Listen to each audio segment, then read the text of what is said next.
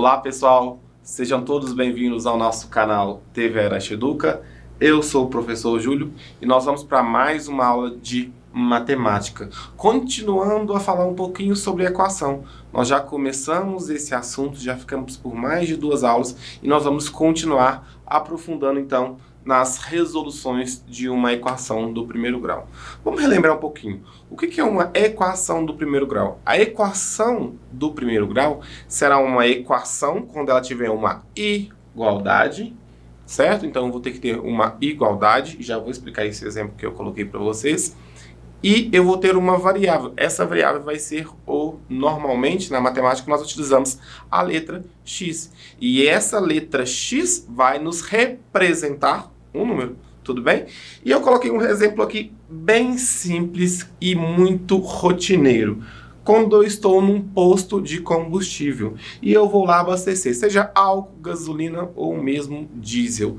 O que acontece? Eu consigo representar o valor que eu vou pagar como? Através de uma equação. Ou melhor dizendo, eu posso fazer uma função do primeiro grau, que daqui a pouquinho eu vou mostrar o nome dela para vocês, e eu defino assim quanto que eu vou pagar, de acordo com a quantidade de combustível que eu abastecer no meu carro. Então eu vou ter o valor a pagar em função de a quantidade, ou em função da quantidade de combustível que eu for colocar abastecer no meu carro. Quando eu falo em função de, em função da, eu estou então levando para o lado da função, que eu vou tratar com vocês daqui a pouquinho para explicar melhor. Mas vamos pensar nesse exemplo aqui do posto de gasolina. Imagina o seguinte, que hoje, vamos arredondar, o preço da gasolina custa R$7. Vou colocar aqui, ó, anotado aqui do ladinho. O preço da gasolina está em R$7.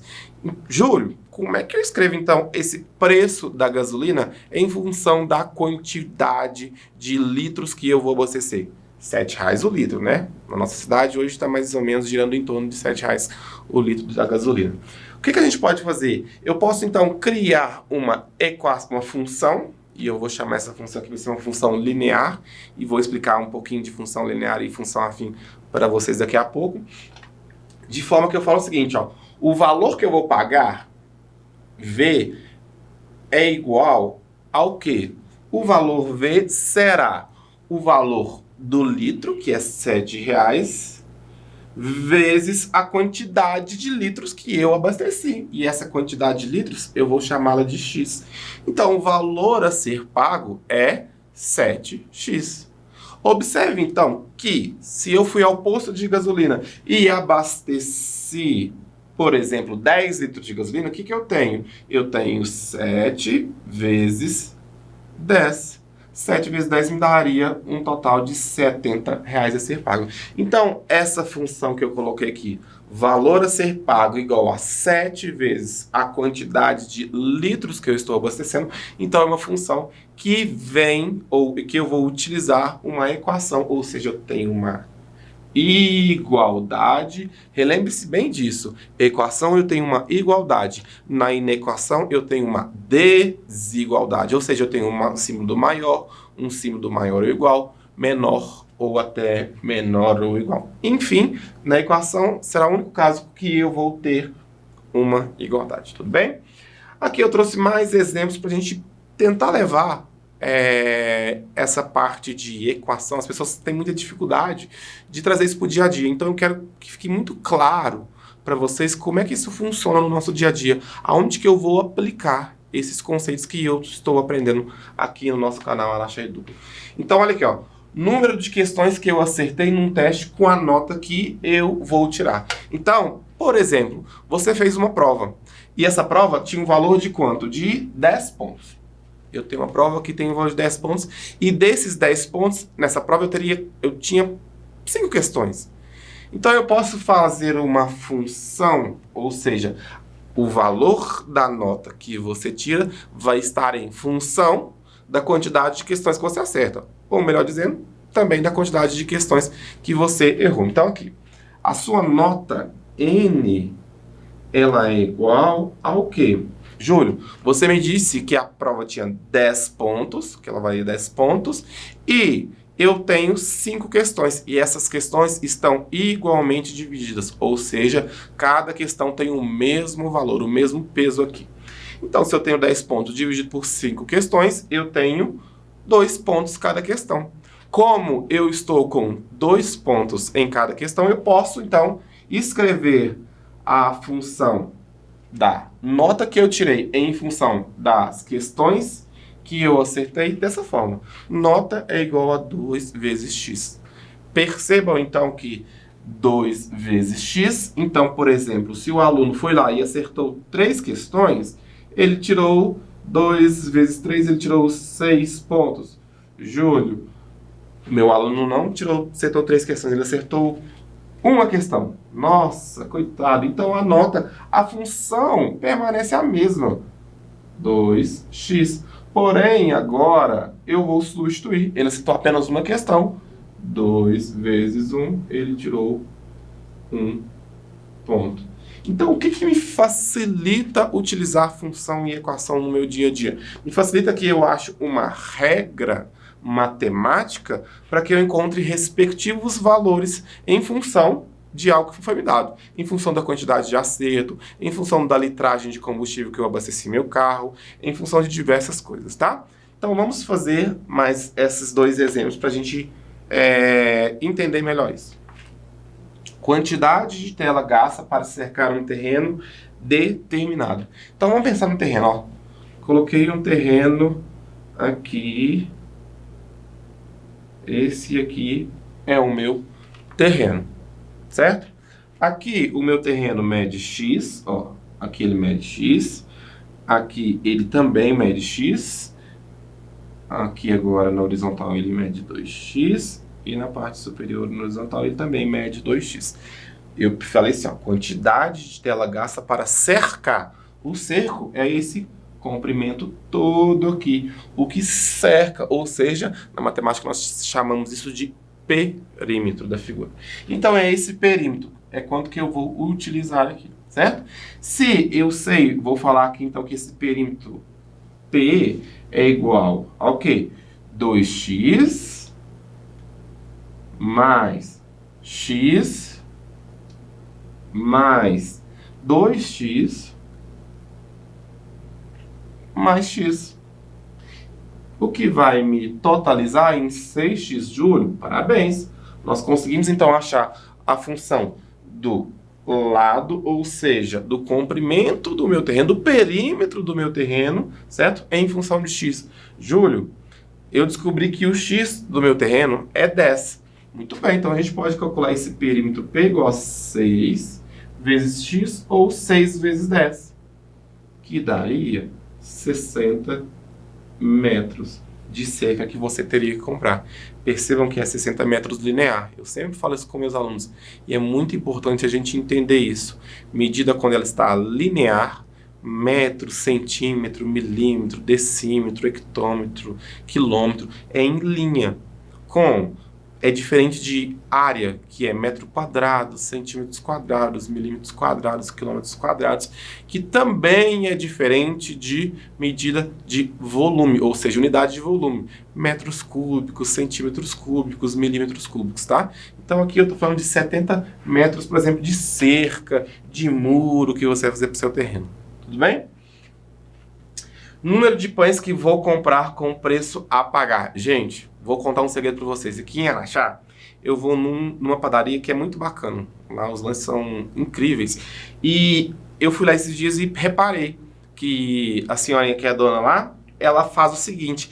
Ela tem o valor, ela não vende o pão por quilo, ela vende o pão num valor unitário, ou seja, por unidade. E quando ela vende esse pão por unidade, ela fez uma tabela. E eu achei incrível essa tabela. E aí eu vi lá. 60 centavos cada pão que ela vende. Então, se você quisesse 15 pães, ela colocava lá 15 pães. Quanto que dava? Na tabelinha dela estava lá R$9, por exemplo. Se você quisesse 10 pães, estava na tabelinha dela lá 10 na frente, R$6. 5 pães, estava na frente, R$3. O que ela fez? Vocês sabiam que, sem saber, ela foi e fez uma equação, ou seja, ela fez a função do preço do pão, do preço que o cliente dela vai pagar em função da quantidade de pão que ele vai levar. Então, presta atenção. O preço P, vou chamar de preço P dessa senhora. Eu achei esse exemplo fantástico. Aconteceu coincidência que eu vim dar essa aula e aconteceu isso numa padaria que eu costumo frequentar e eu reparei isso. Então, eu sei que ela cobra 60 centavos por pão. Você pode colocar aqui, ó, 0,6 vezes X, que será a quantidade de pães. Então, você pode falar, Júlio, fui lá e comprei 15 pão dela. Como é que ficou, Júlio? Ficou, então, o preço P igual 0,6 vezes 15. 0,6 vezes 15 deu R$9. Você tem que pagar R$9. Está lá na tabelinha dela. Tudo bem? Muito legal, aplicação bem simples que a gente pode ver no nosso cotidiano. E aí, pessoal, eu já trago uma outra observação para vocês.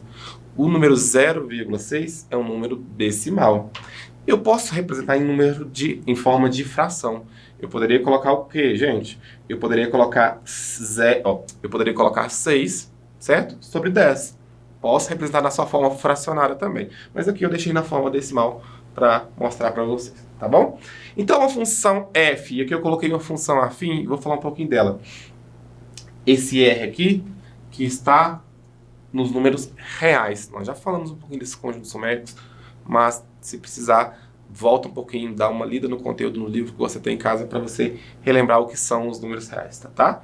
Chama-se função afim quando existem dois números reais, a e b, de que forma que f de x é igual a x mais b para todo x pertencente aos números reais. Então, ele tem que estar nos números reais aqui, tá? Então, olha aqui, f de x igual a x mais b. Júlio, o exemplo que você me deu tá assim, ó, 2x, por exemplo. 2x quer dizer que o que multiplica o x é o a. Certo?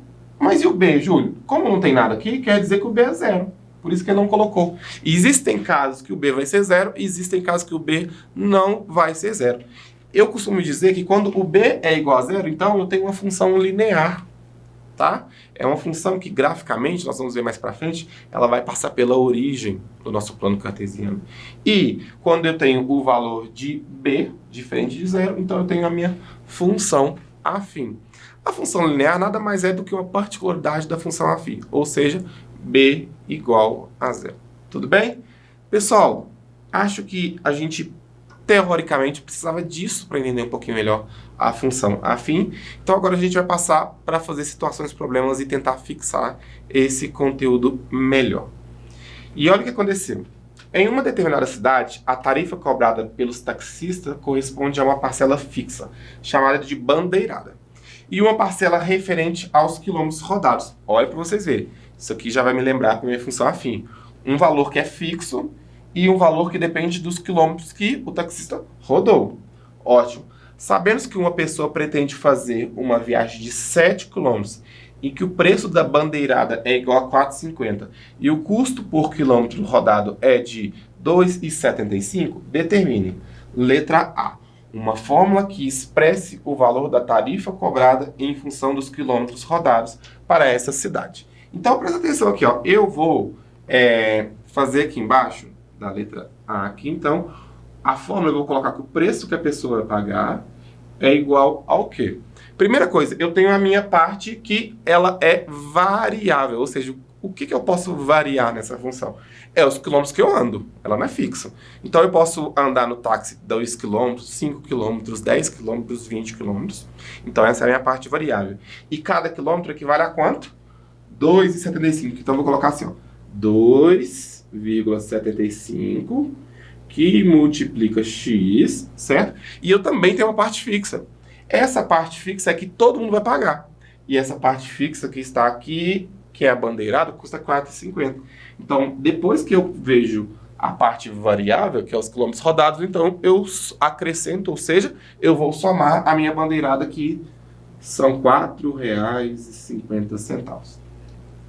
Essa, então, é a minha fórmula matemática para determinar o preço que eu vou pagar. Então, eu consegui fazer letra A. A letra B fala o seguinte: quanto irá pagar a pessoa referida no enunciado? Então, vamos fazer a letra B aqui.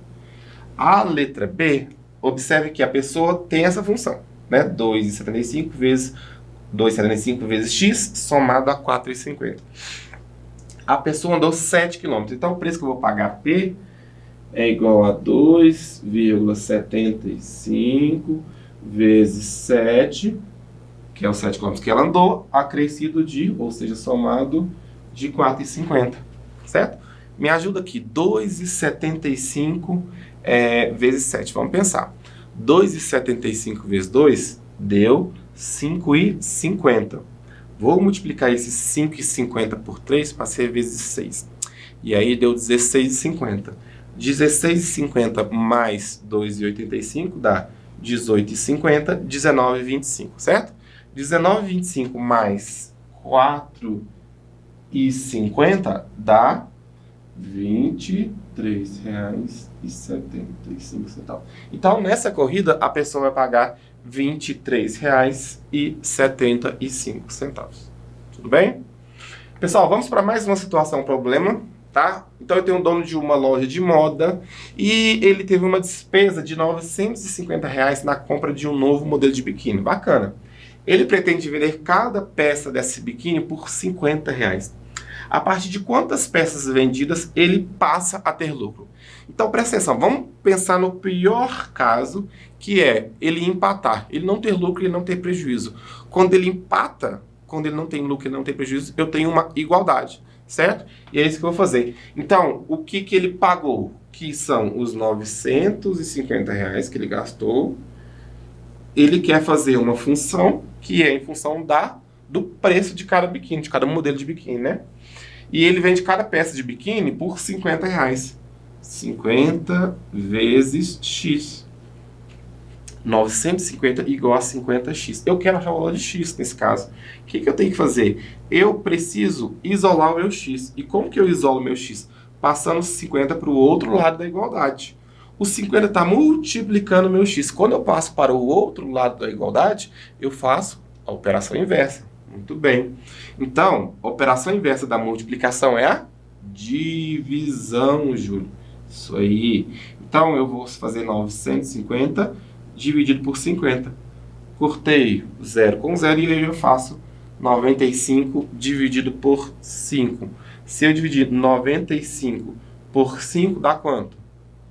Vamos pensar? 20 dá, Júlio? Não, porque 20 vezes 5 já dá 100. Vamos pensar no 19? 19 vezes 5 dá 19, 38, 57, 76, 95.